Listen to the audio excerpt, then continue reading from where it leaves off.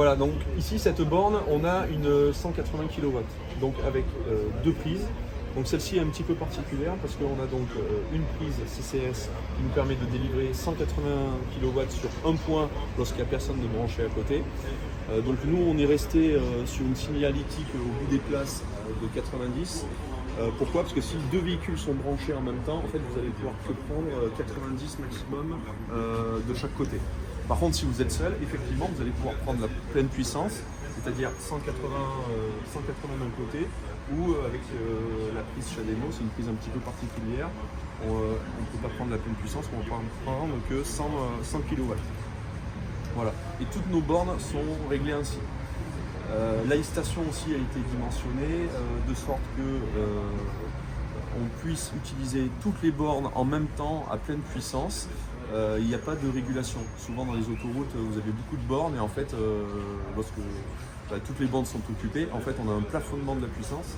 C'est-à-dire que par exemple, la borne est donnée en théorie à 100 kW et puis en fait, tout le monde va se rendre compte qu'ils sont tous plafonnés autour de 80 ou 100 kW. Chez nous, on n'a pas fait ce choix. On a dit non, on doit offrir aux clients le meilleur rapport qualité-prix et le service promis. Donc on leur offre sur chaque borne la puissance maximale, quelles que soient les conditions. Même si tout le monde est branché, prend la pleine puissance, vous pouvez prendre vous aussi la pleine puissance sur votre borne. Et est-ce que, comme à Villefranche-sur-Saône, il y a une extension déjà prévue de la station pour les prochaines années pour faciliter l'installation des prochaines bornes? Exactement, donc en fait le transformateur est divisé en deux parties. Là on est à l'extérieur, on ne le voit pas. Mais pour l'instant on n'a mis qu'un transformateur d'un côté, donc un transformateur de 1250. Et c'est extensible avec un deuxième transformateur de 1250. C'est-à-dire qu'on pourra mettre exactement la même station, certainement en face ou un petit peu plus loin, avec la même puissance qu'aujourd'hui. Donc suivant les perspectives, on verra dans le futur ce qui est possible de faire.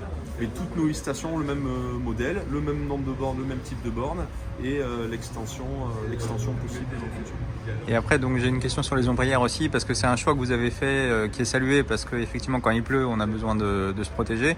Mais est-ce que c'est l'unique raison qui vous avez fait faire ce choix ou parce que toutes les stations, même venant d'opérateurs spécialistes, n'ont pas forcément d'ombrière? Oui, alors en fait, l'ombrière elle est née, c'est qu'on a voulu rassurer l'utilisateur. Et aujourd'hui, c'est vrai que quand on va dans une station-service, c'est vrai qu'on a cette couverture. On va pas prendre la pluie, on va pas prendre les intempéries. Surtout sur l'électrique, on a quand même un temps de stationnement qui est un petit peu plus élevé. Donc déjà pour nous, c'était judicieux pour rassurer l'utilisateur et pour surtout lui rappeler aussi un petit peu les codes de la station-service. Donc on a repris un petit peu tous ces codes. Par exemple, là on a mis des petits panneaux en indiquant la puissance avec le numéro de place. Vous voyez ici.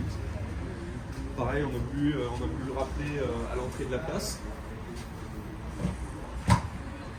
Sur toutes les autres stations, on a mis des totems prix aussi pour rassurer le client. Il arrive, il est dans la rue et tac, il voit une station-service, une station Lidl.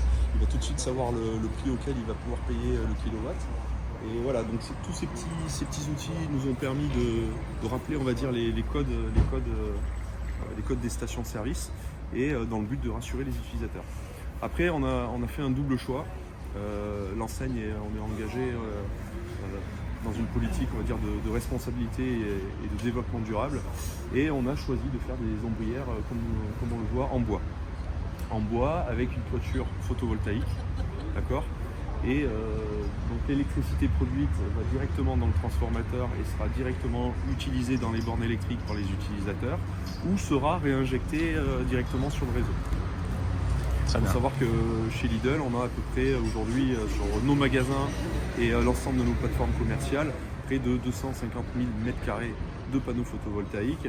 Et voilà, on a une grande expérience dans le domaine. Ça fait des années qu'on en installe et qu'on autoconsomme l'électricité qu'on produit.